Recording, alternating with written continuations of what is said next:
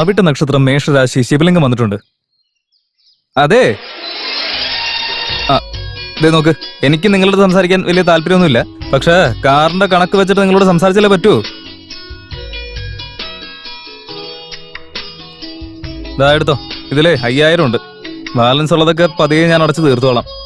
നിങ്ങളുടെ പണി നടക്കട്ടെ, ഞാൻ പോവാ. അല്ല, എന്താ ഇത്? കാറ് വാങ്ങാനായിട്ട് എനിക്കൊരു 15,000 തന്നിരുന്നില്ലേ? അതിൽ 5000 ആണ് ഇപ്പൊ തന്നത്.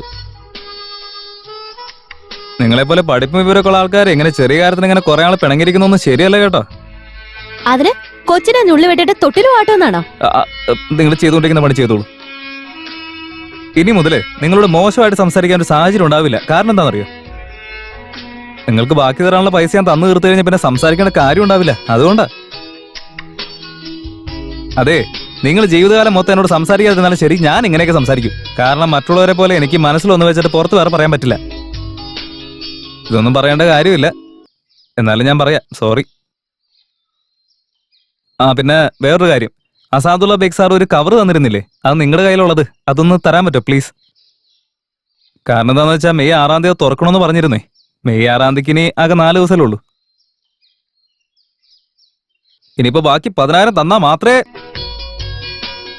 കവർ തരുള്ളൂ എന്നുണ്ടെങ്കിൽ സാരമില്ല, ബാക്കി തന്നിട്ട് ഞാൻ വാങ്ങിച്ചോളാം. ഇപ്പൊ ഞാൻ വീണ്ടും നിങ്ങളോട് മോശമായിട്ട് സംസാരിച്ചെങ്കിൽ സോറി കേട്ടോ. ഹലോ, അതെ, ശരി, ഞാൻ പോവാ. രംഗമ്മേ, രംഗമ്മേ, രംഗമ്മേ, താങ്ക് യു രംഗമ്മേ. സന്തോഷായി. നിങ്ങൾ തന്ന ഐഡിയ ഒരു രക്ഷയില്ലേ. എല്ലാം നല്ലതിനല്ലേ. മോൻ അവളെ പൊന്നു പോലെ നോക്കിയാൽ മാത്രം മതി. അതൊക്കെ ഞാൻ ഏറ്റുന്നേ. അല്ല, ശരിക്കും നിങ്ങളുടെ ബർത്ത്ഡേ എന്നാ? കഴിഞ്ഞ ആഴ്ച അങ്ങേര മറ്റവളുടെ പിറന്നാൾ ആഘോഷിച്ചു. ഒരു ബന്ധമില്ലാത്ത നീ എന്റെ പിറന്നാൾ ആഘോഷിച്ചില്ലേ മോനെ? എന്താ? അപ്പൊ ശരിക്കും ഇവരുടെ ബർത്ത്ഡേ ആണോ?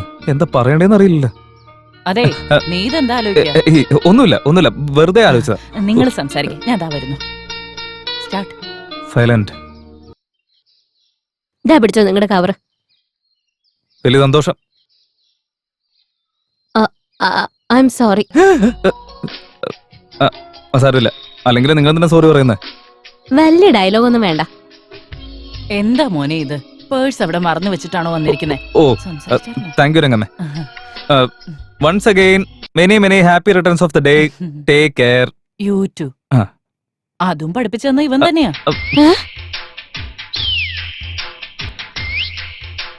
ഈ സംഭവത്തിന് ശേഷം പിന്നെ ഒരു 2-3 ദിവസത്തേക്ക് ഞാൻ മംഗളമേടത്തെ വിളിച്ചിട്ടേ ഇല്ല.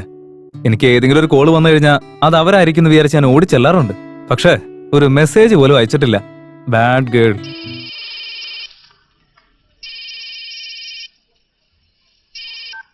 ഹലോ, ഞാനാ മംഗളെ. ഓ, നിങ്ങളായിരുന്നു? ഒന്ന് നിക്കേട്ടാ. പറഞ്ഞോളൂ. അത് പിന്നെ എനിക്ക് നിങ്ങളുടെ അടുത്തൊന്ന് സംസാരിക്കണം. എന്റെ അടുത്തോ? പറഞ്ഞോളൂ. ഫോണിൽ കൂടെയല്ല, നേരിട്ട് വേണം. നേരിട്ടോ? അത് പിന്നെ ഒരു മിനിറ്റ്. എന്താന്ന് വെച്ചാ ഞാൻ കുറച്ച് പ്രധാനപ്പെട്ട ജോലി ചെയ്തോണ്ടിരിക്കുക. തിരക്കാണെങ്കി വേണമെന്നില്ല. അല്ല, അത്ര തിരക്കുള്ള കാര്യമൊന്നുമല്ല എന്ന് കരുതി ഞാൻ അത്രയ്ക്ക് ഫ്രീയും അല്ല എന്റെ പൊന്നിയേട്ടാ. എന്നാലും ഫ്രീ ആയിട്ട് വരാൻ നോക്കാം ഞാൻ. ശരി, നാളെ ഗുരു ഹോട്ടലിൽ 6 മണിക്ക്. ഗുരു ഹോട്ടൽ വേണ്ടെന്നേ. ഈ റേഷൻ കടയിൽ അരി വാങ്ങിക്കാൻ ക്യൂ നിൽക്കുന്ന പോലത്തെ അവസ്ഥ അവിടെ. മതിച്ചേണ്ട കടയിൽ പോയാലോ? അല്ല, അങ്ങോട്ട് വരാൻ കുറച്ച് ദൂരം ഉണ്ടല്ലോ. ഞാൻ തന്നെ വന്ന് പിക്ക് നോക്കിയേ. എവിടേക്കാന്ന് വെച്ചാ നിങ്ങൾ തന്നെ തീരുമാനിച്ചു പറ. ശരി.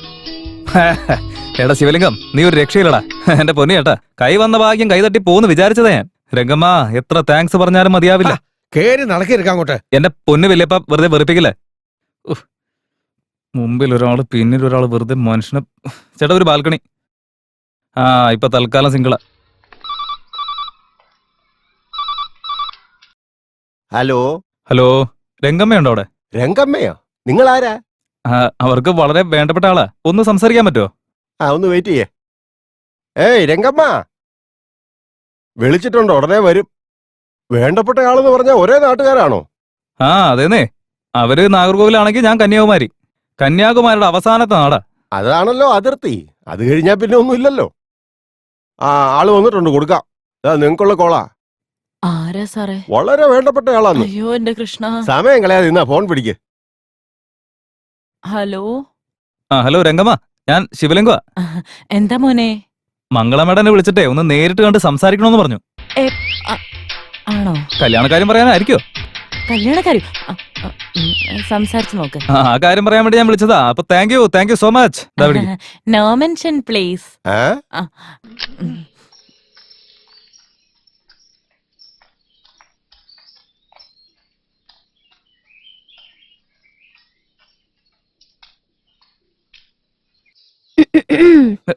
നമസ്കാരം.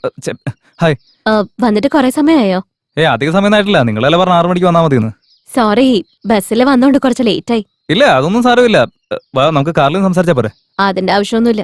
അഹങ്കാരം കണ്ടില്ല. കല്യാണം കഴിയട്ടെ, ഞാൻ കാണിച്ചു തരാം. ശരി. എന്തോ പ്രധാനപ്പെട്ട കാര്യം നേരിട്ടുണ്ട് പറയാനെന്ന് പറഞ്ഞില്ലേ? എന്താണ്? നിങ്ങളുടെ അടുത്ത് കുറച്ച് റൂഡായിട്ട് ബിഹേവ് ചെയ്ത് പോയി.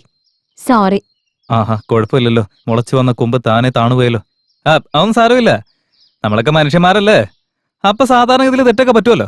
ദേ നോക്കിയേ, നമ്മുടെ ഈ മഹാത്മാഗാന്ധി പോലും പണ്ട് സിഗരറ്റ് വലിക്കുന്ന ശീലം ഉണ്ടായിരുന്നു. അതൊക്കെ വിട്ടതിന് ശേഷമല്ല അദ്ദേഹം പിന്നീട് മഹാത്മാവായി മാറിയത്. എന്താ, ശരിയല്ലേ? ഇപ്പൊ അതൊക്കെ ഇവിടെ പറയേണ്ട കാര്യം എന്താ? അല്ല, അത് പിന്നെ ഒരു ഫ്ലോയിൽ പറഞ്ഞു പോയതാ. പറയാനുള്ളത് പറയ്. ഇവിടെ നോക്ക്, നീ പറഞ്ഞ കാര്യം ഞാനൊന്ന് ആലോചിച്ചായിരുന്നു. അതൊക്കെ അങ്ങനെയാണല്ലോ. ദേ നോക്കിയേ, ഈ പെമ്പിള്ളേരുടെ അടുത്ത് ആമ്പിള്ളേർക്ക് സംസാരിക്കാനേ ചെറിയൊരു പേടിയൊക്കെ ഉണ്ടാവും. വായെന്നൊരു അക്ഷരം പോലും വരില്ല. അതൊക്കെ എല്ലാവരുടെ അവസ്ഥ അങ്ങനെയാ. ഈ കല്യാണം അത്ര നിസ്സാര കാര്യമല്ലല്ലോ. വഴി കിടക്കുന്ന മുള്ളെടുത്ത് കണ്ണി കുത്തുന്ന പോലെയല്ലേ. അതുകൊണ്ട് ആലോചിച്ചാലല്ലേ പറ്റുള്ളൂ. എന്റെ ഈശ്വരാ. എന്നിട്ട് എന്താ തീരുമാനം എടുത്തേ?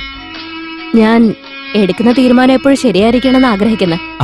അങ്ങനെ തന്നെയാണ് വേണ്ടത്. ഈ ഞാനും അങ്ങനെ തന്നെയാണ്. ഒരിക്കലും തെറ്റായിട്ടുള്ള തീരുമാനം എടുക്കത്തേയില്ല. പൊന്നു പോലെ നോക്ക് നിങ്ങൾ. അങ്ങനെയാണെങ്കിൽ ഈ കീറിപ്പോയ 500 രൂപ തിരിച്ചെടുത്തിട്ട് നീ അതൊന്ന് മാറ്റിത്തരും.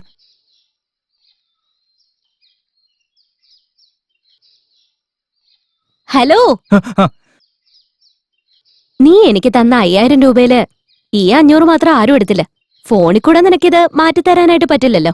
അതാ നിന്നോട് നേരിട്ട് വരാൻ പറഞ്ഞ. ഓ രംഗമ്മോ,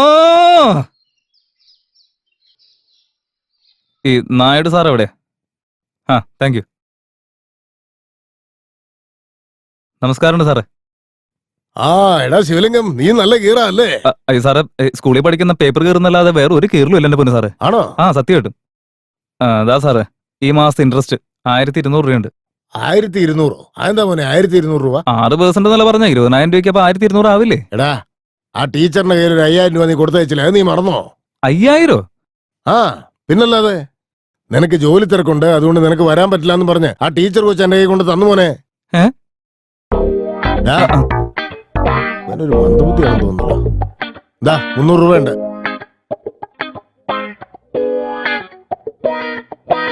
എന്താടാ, എന്താ പറ്റിയേ? ഈ തലയുടെ പിരിവട്ടൊക്കെ മാറാൻ എന്തടിച്ചാലും സാറേ കറക്റ്റ് ആയിരിക്കും. ഈ പെക്കെടുത്ത് അടിച്ചോ.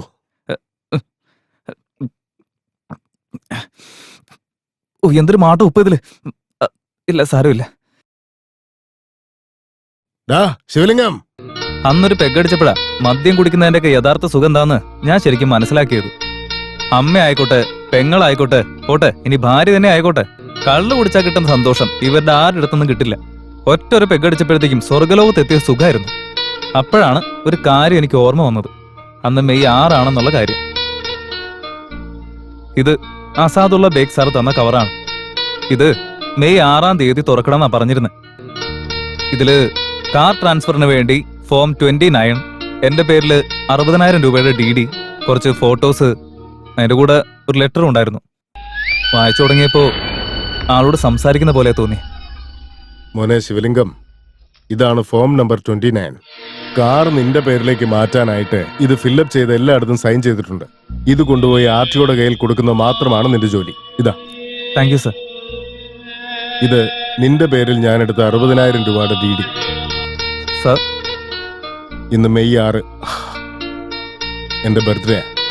സത്യമാണോ? യെസ്. ഇതെന്റെ മോനോട് പോലും പറഞ്ഞിട്ടില്ല, നിന്നോട് മാത്രമേ പറഞ്ഞിട്ടുള്ളൂ. Happy birthday sir. ഈശ്വരൻ നല്ലതേ വരുത്തൂ. സാറിന് 100 വർഷത്തെ ആയുസുണ്ട്. Thank you. ഇതിപ്പോ ഇങ്ങനെ പെട്ടെന്ന് വന്നു പറഞ്ഞപ്പോ എന്റെ കയ്യിൽ ഗിഫ്റ്റ് ആയിട്ട് തരാനും ഒന്നുമില്ല. നിന്നെ എനിക്ക് കിട്ടിയില്ലടാ, വേറെന്താ എനിക്ക് വേണ്ടത്? എന്റെ പൊന്ന് സാറ്, നീ ആലോചിക്കണ്ട. DD വെച്ചോ. അല്ല, അതെ, എന്റെ പേരിൽ ഈ 60,000 രൂപയുടെ DD ഒക്കെ എന്തിനാ? കാറ് വാങ്ങാൻ നീ എനിക്ക് തന്ന ക്യാഷ്. അതെനിക്കറിയാവുന്ന കാര്യമല്ലേ. എന്നാൽ ഈ DD എന്തിനാ? എന്റെ വൈഫ് അവളുടെ ബർത്ത്ഡേ ഉണ്ടെന്ന് ആർക്കെങ്കിലും ഒക്കെ ഗിഫ്റ്റ് കൊടുക്കും. അവള് മരിച്ചു കഴിഞ്ഞപ്പോ ഞാനും അത് കണ്ടിന്യൂ ചെയ്യുന്നു. എന്ന് പറഞ്ഞ ഇന്നെന്റെ പിറന്നാളല്ലേ, അതുകൊണ്ട് എന്റെ കാർ ഞാൻ നിനക്ക് ഗിഫ്റ്റ് ആയിട്ട് തരാം. ആ ലെറ്റർ വായിച്ചു തീർന്നപ്പോ അത്ഭുതം കൊണ്ട് ഞാനങ്ങ് ഇല്ലാതായിപ്പോയി. അന്ന് മെയ് 6 അദ്ദേഹത്തിന്റെ ജന്മദിവസം. 100 വർഷം അദ്ദേഹം ജീവിക്കണമെന്ന് ഞാൻ ആഗ്രഹിച്ചു. പക്ഷെ ആ പുണ്യാത്മാവ് 60 വയസ്സ് പോലും തികയ്ക്കാതെ ഞങ്ങൾ വിട്ടുപോയി.